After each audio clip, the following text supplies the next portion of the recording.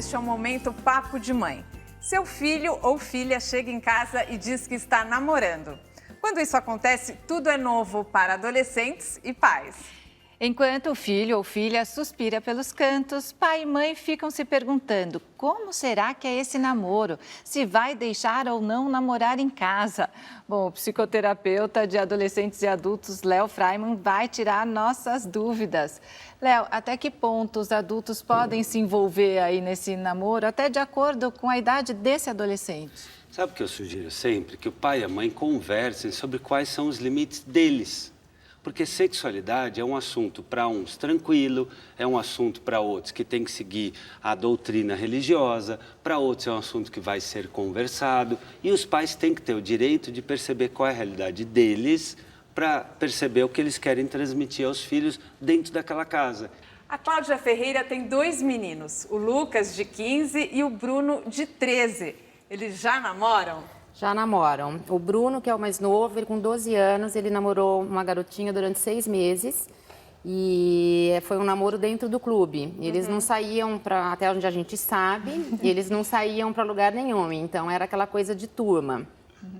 O Lucas, mais velho, teve uma namorada na escola e durou menos tempo, porque ele falou que era muito chato ter que ficar com ela no recreio, que ele preferia ficar com os amigos ainda nessa fase.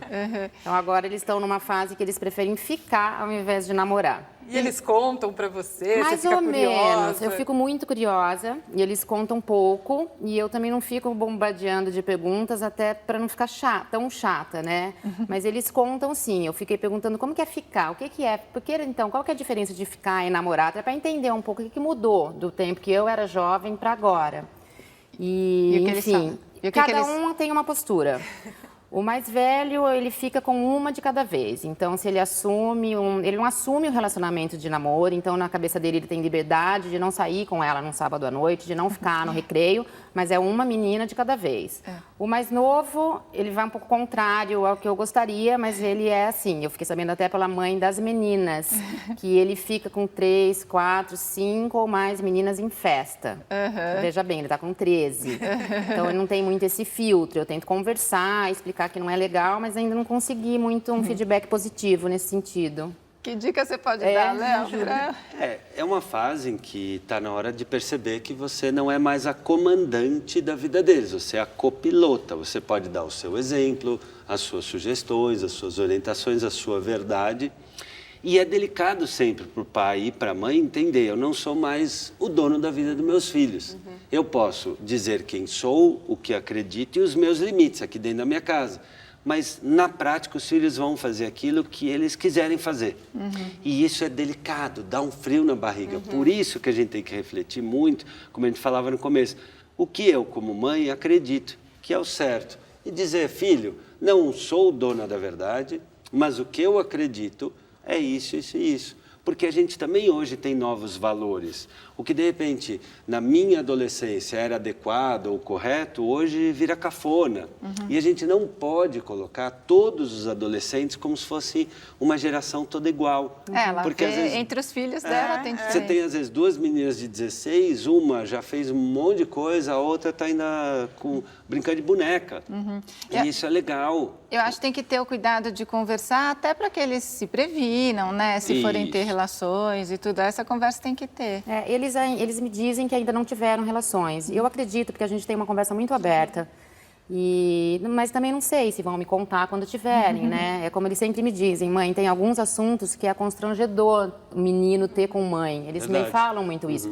E a minha terapeuta me fala, é verdade, fica um pouco na sua, tenta... Mas daí eles têm com o pai essa Então, conversa? como eu não sei, né, porque eu não tô na casa do pai para ver, então é o que eu falo para eles. Eu falo, pode ser constrangedor, mas a partir do momento que me incomodou, eu vou falar com vocês. E a gente vai ter que resolver de alguma forma. E a gente sempre acaba achando um jeito. E aí que entra estimular que um professor, às vezes vai ser o professor de educação física, ver na escola quem é um bom modelo.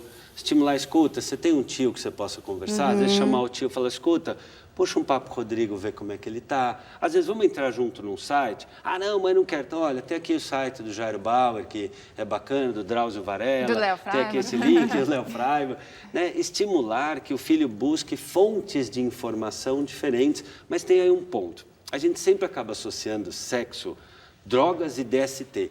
Eu acho que isso é importante, sem dúvida, mas a gente também tem que começar a falar de sexo na questão da intimidade, da confiança, do carinho, do respeito, do gosto, né? do quanto é gostoso ter alguém, do toque, né, do olho no olho. Verdade, muitas vezes porque se esquece. a gente acaba associando sexo como um problema. E aí, como o adolescente vê que não é só um problema, porque tem um lado maravilhoso, né, como tudo na vida é luz e sombra, eles acabam falando, não, essa aí só vai me falar dos problemas, não vou falar com ela. Até a Sim. questão Mas de agora valorizar os afetos. Isso, porque muitas vezes o adolescente ainda está no modo do afeto, da pureza, do carinho.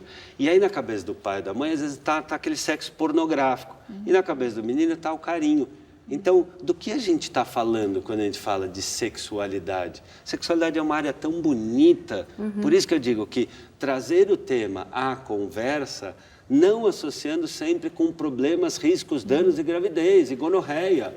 Vamos falar de carinho, vamos falar de... Filho, você está namorando, o que você vai dar para tua namorada no Dia das Mulheres? Quando é que você vai fazer um mês de namoro? Olha, vi esse cartão bonito. Recuperar um pouco do que nós tivemos na nossa adolescência, que era o recato, o carinho, a gentileza, a doçura. Porque isso associa que estar com o outro é bom. E isso, inclusive, pode ser um antídoto ao mau sexo, que é o sexo onde não se percebe o outro ou o sexo sem a proteção alguma. Então, daqui a pouco a Cláudia vai dizer como são as regras na sua casa, tá bom, Cláudia? A nossa conversa continua no próximo bloco. Fique ligado aqui no Momento Papo de Mãe.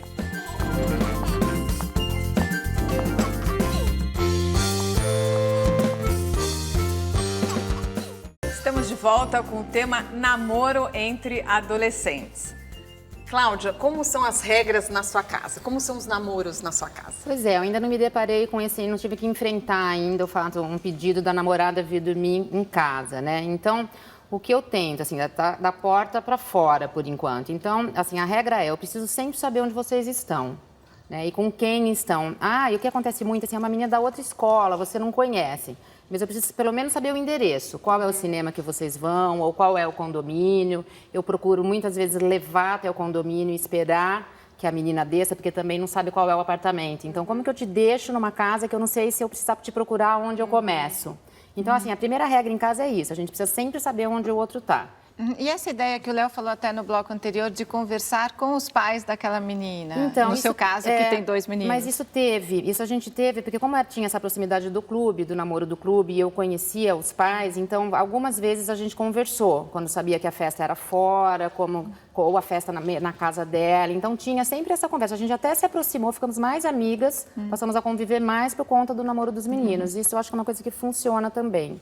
Daqui a pouco você vai ter que ter regras que eles vão levar as meninas para casa, né? Então, aí eu vou no consultório do Léo me informar. Sabe o que é legal? O jeito que você fala dos seus filhos parece muito carinhoso. Sim. E, ao mesmo tempo, você parece ter uma vida própria tua. Sim. Né? E isso é legal, porque eles verem a mãe tendo vida própria, se respeitando, se comunicando com respeito, olha, até aqui eu posso ir, até aqui eu não vou te invadir, faz com que eles tratem as mulheres, as meninas, as futuras namoradas melhor.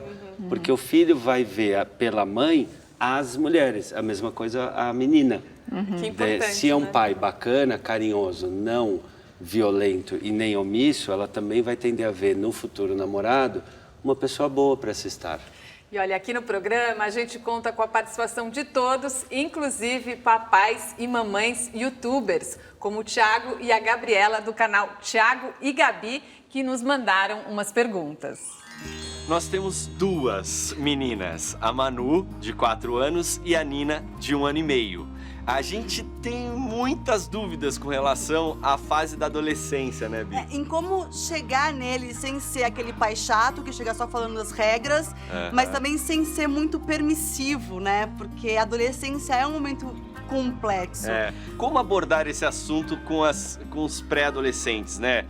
Drogas, rock and roll e essa vida louca Vida que a gente sexual. sabe que a gente sabe. Exato, enfim, tudo que vem pela frente. Pergunta gostosa.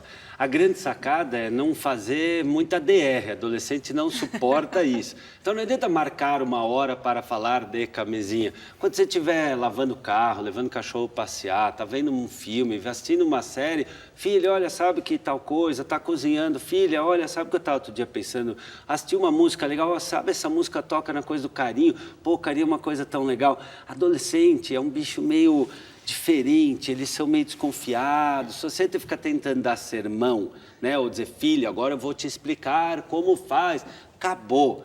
Você tem que conquistar aos pouquinhos esse desejo de que ele te ouça. Então solta uma fala aqui, conta um pouquinho de si, pergunta um pouquinho dele, fala de coisas bacanas, comenta da história de alguém. Léo, essa conversa já pode começar quando ainda são crianças, como as filhas do Thiago e da Gabi, Olha, de acordo com a idade da criança? Sabe que às vezes 2, 3 aninhos eles já perguntam coisas incríveis. E assim, a ideia é, se a criança é pequenininha e pergunta, depende de onde eu nasci, nasci da barriga da mamãe. Ah, mas como eu fui parar lá? Ah, o papai amava muito a mamãe e aí o papai namorou com a mamãe e colocou você ali.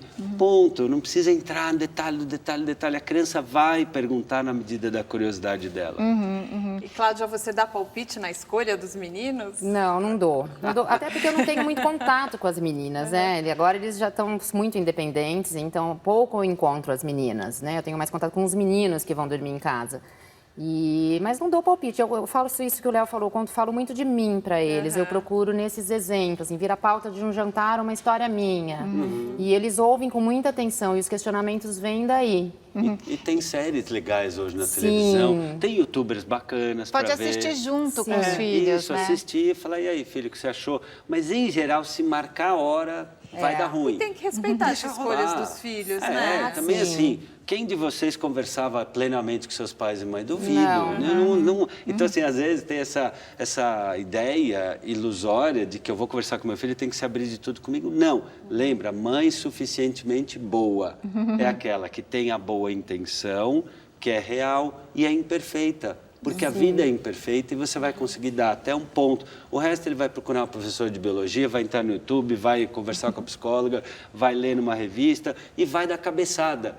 Eu acho que a gente tem que saber que na sexualidade, na vida, não tem proteção absoluta, não tem uma camisinha existencial que nos proteja de tudo. Tem o viver e o experimentar, e as alegrias e os choros de uma experiência que é maravilhosa e dolorosa, né? Porque é por isso que é boa, porque é incerta, é imprevisível, é incontrolável, porque está ligada numa coisa mais profunda, que é o amor. Gente, infelizmente acabou o tempo do programa. Cláudia, muito obrigada por dividir as histórias com a gente. Obrigada a vocês, um prazer participar. Que os meninos namorem bastante, com respeito, com amor. Léo, muito obrigada pelas orientações. Obrigado por estar aqui, estou muito contente de ter voltado. O Léo Conte comigo. O Léo tem um site, né? É o meu nome, é leofreiman.com.br. Que tem todos os seus livros Aí tem lá. os sites para o blog, links para livros, tudo mais. Para os pais e para os adolescentes Com também, certeza, né? com certeza. Obrigada a vocês e obrigada também a todos que nos assistem e que enviam mensagens, sugestões e perguntas. Sua participação em vídeo pode ser enviada pelo aplicativo Cultura Digital, disponível para Android e iOS. É só baixar e é de graça. Até a próxima! Não perca nosso próximo encontro. Tchau!